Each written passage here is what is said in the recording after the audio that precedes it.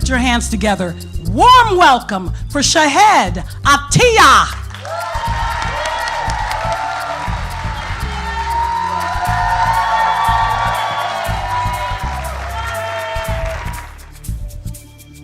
Between 2010 and 2013, I was part of a think tank group inside state prisons advocating for restorative justice at Ryan Correctional Facility. The Ryan Correctional Facility is attached to the Mount facility on one side. How odd. A prison is attached to another prison as its nearby landmark, right in the middle of a neighborhood. I sat in many circles then discussing the various theories of justice. Some of my classmates were incarcerated, others were not. One day, a classmate of mine who was doing time, a lot of time, said, "The mental prisons we live through here are worse than the physical confines of the bars." I responded that just because I get in my car and leave here every night doesn't mean I don't live in mental prisons of my own on the outside. I wasn't behind bars. I was free. I was free to make change happen. But what's it matter anyway?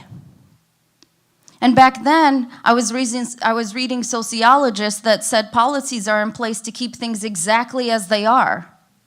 So how different is Iraq from America anyway? Most of the men and women I met on the inside had little or no choice over their surroundings. But environment alone can't be the only reason of how somebody turns out. Because look at my dad. He came from a village in Iraq with no running water. He didn't see color TV till he was in college. And he was first in his high school class, first in his medical school class, and first over the entire Arab board for the entire Middle East. But I knew that for every 2 men on the inside, there was one on the outside. So where are the African American men that didn't go to prison? How differently did their lives turn out than the guys on the inside? I applied to Wayne State University Law School to meet African Americans. When I got to school, I was disappointed that my class makeup didn't reflect the city demographics. There were 3 African Americans in my class. Cecil was one of them. I met Cecil outside the school the first day, near the corridor. Naturally, he asked me where I had gone to undergrad, and I said, U of M Dearborn. He said, oh, I went there briefly. I said, what year? He said some year in the 90s, but I didn't catch it because I was thinking about how I was in elementary school in the 90s. I said, then what'd you do?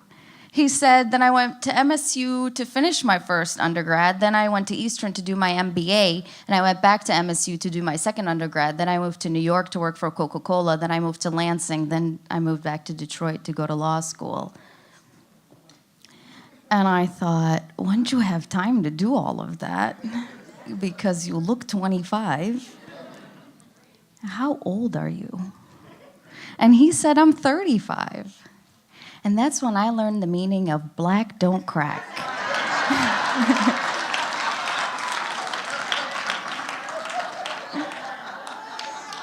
Cecil didn't have one wrinkle on his face, but he had life experience.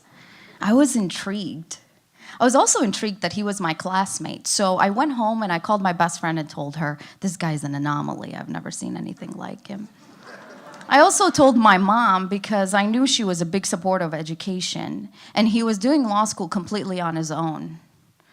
In fact, he went against the advice of close friends and family members to take a chance on law school. What was that? Yeah, he was gonna study for 3 years and take a bar exam on the off chance that this law school thing was gonna be meant to be.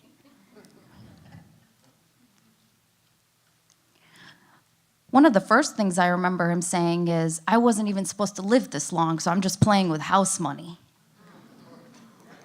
And I thought, Wouldn't it be nice if we all lived life as if we were playing with house money? How freeing.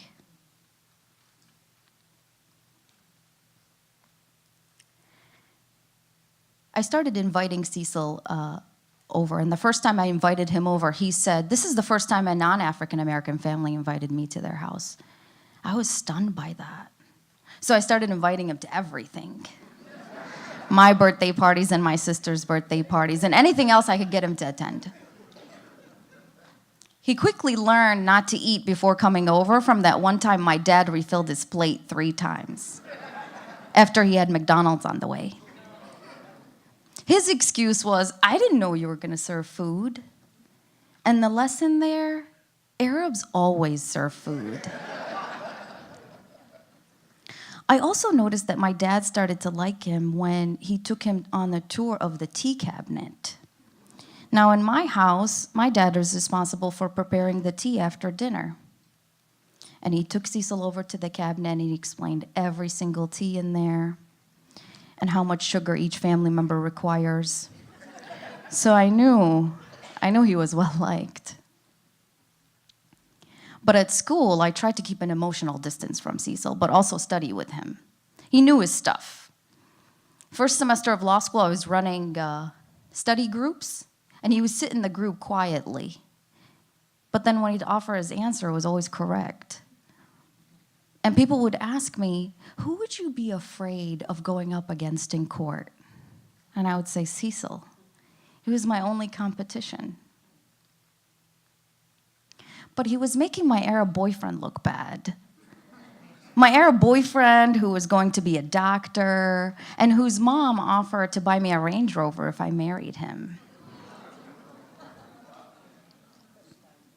My Arab boyfriend would say things like, "I feel like you want a man that asks you how you're doing every day."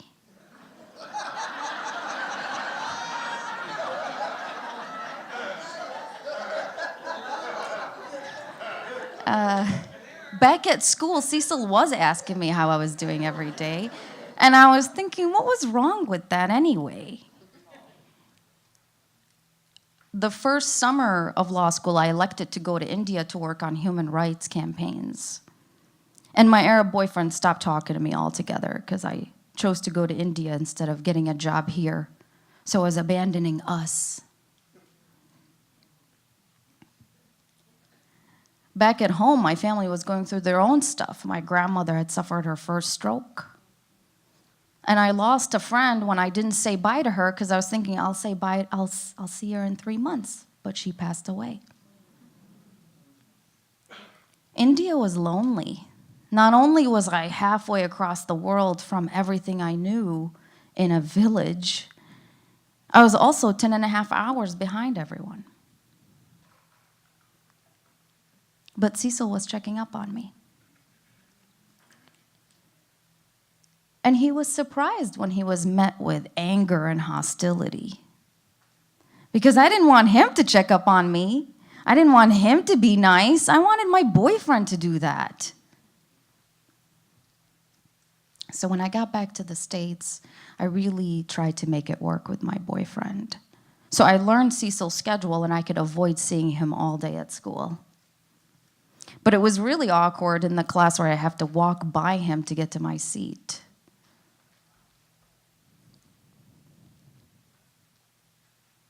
At the end of that semester, he reached out to me to check on me, of course. And we started talking again. And that following summer, I found out that we were going to both be working downtown. So I said, "Hey, we'll have lunch all the time." And he said, "Yeah, right." Which was understandable since I had been dodging every invitation for the last 2 years. But that summer, we hung out almost every day. And I used Cecil's listening ear to get advice on what I should do with my Arab boyfriend, but the advice wasn't all that great. Because I wasn't disclosing the extent of what I was going through. I was too ashamed. Back at school, I had the reputation of being one of the best oralists on campus. I was nothing to mess with. Everybody was celebrating me, my colleagues, my mentors, my family, except my boyfriend. the one person I wanted to celebrate me. But my boyfriend was feeling threatened, so he wanted me to quit that, to focus on us. But if I was hanging out with him, I was distracting him from studying. And if I wasn't hanging out with him, I wasn't taking care of the stuff that would help him study, like do his laundry or clean his apartment. But it was still too shameful to admit. But at the end of that summer, one day, Cecil invited me to go on the People Mover for my first time. And during that trip, I said, "Do you remember when you offered to take me to your neighborhood in Detroit?" He said, "Yes, any day." And I said, "How about today?" So that day, we drove to his neighborhood. He was going to show me his grandmother's old house in Barton McFarland. Although, to be fair, we had to look that up on a map because Cecil always called it Grand River and Plymouth Road. When we got to the neighborhood, it reminded me of Baghdad in '98. There was a couple houses every couple blocks, and the neighborhood was abandoned like no one lived there. Some houses looked like a rocket went through them. Detroit looked like it took a hit of what resembles a war, but it didn't reap any of the benefits. Because at least after a war, there's some effort for rebuilding. But where's the effort to rebuild here? When we got to his grandmother's house, we got out of the car and we looked at the house in shock. The chimney was caving in on the roof, and some windows were missing. I don't think Cecil had seen the house in this condition. I couldn't imagine a family living here. But Cecil lived here. He grew up here. He came out of here. How? How can Cecil have so much education and still have the door shut in his face? How can he fall and fall and fall and get back up again? How can he have so much hope and ambition and unrelenting desire to do better and be better, to aspire and inspire? He always says, West Side is the death side. And I remember the first time I heard him say that, my politically correct self was like, oh, how could you say that? But then he'd point out every night on the news, all the shootings are on the West Side.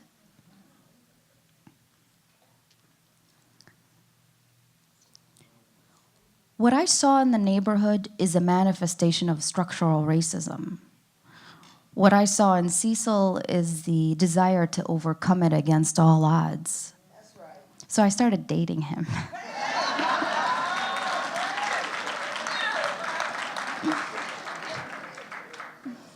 After 2 years, I told my parents I was dating him seriously, and they said, "You need to break it off." Well, I had already tried to break it off once before. It's harder for my own emotional well-being to say, my family won't like you for things you can't change, to make it seem like they're unwelcoming. It was easier to say, hey, we're probably not going to work out.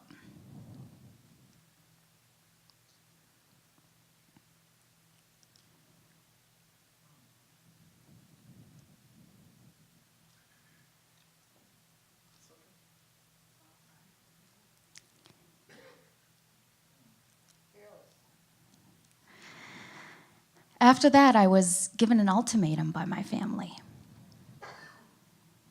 Either us or Cecil. It's hard for my family to admit it was an ultimatum. But I was given the ultimatum on Sunday, and on Monday I packed up my things and left home. In the Arab world, the expectation is that I would date Cecil in secret and stay living at home. So some of my Arab friends called me and said, how'd you do it? How'd you move out? My dad was in denial when I told him I signed the lease. He said, "Why don't you wait for your middle sister to apply to grad school and get accepted, and your little sister to decide which law school she was going to go to?" It took him almost 6 months to come visit me. And when he did, he spent the whole time talking about how much money I would save if I lived at home and commuted downtown to work.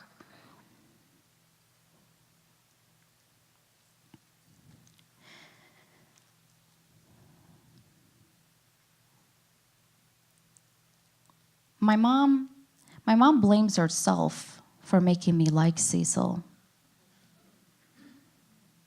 Because back at school, when she heard about him, she was sending him lunches to feed him for days.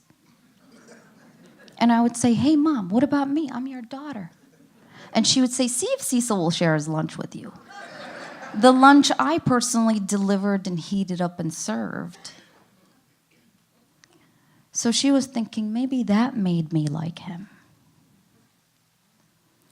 My dad was blaming himself because maybe he should have been more strict. Maybe he shouldn't have let me hang out and study with Cecil. The reality is, this whole thing is probably out of their hands.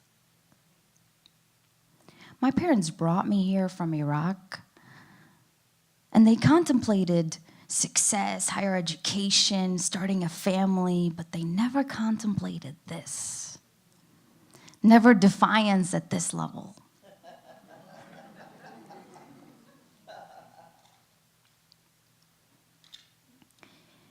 It's easy for my family to look at us and say, well, he's different.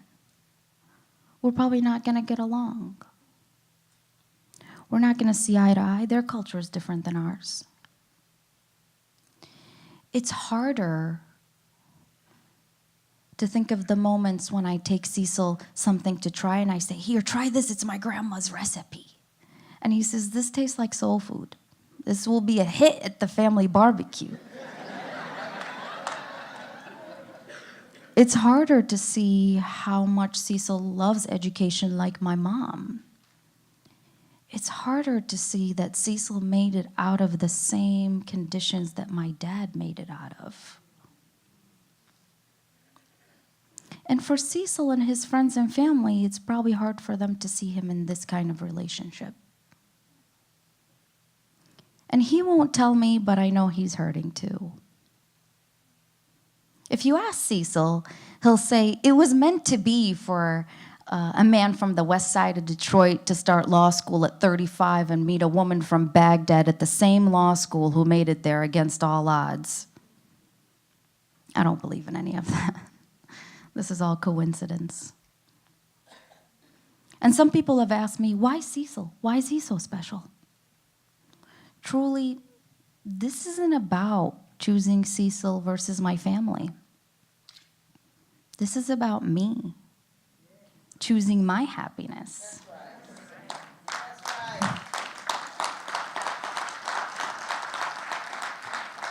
I got sick of fighting for my clients' freedom when I felt like I didn't have my own.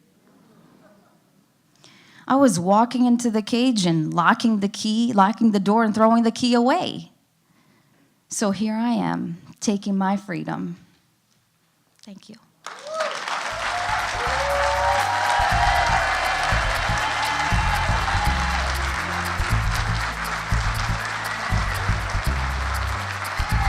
Shahad Atiya. Shahad.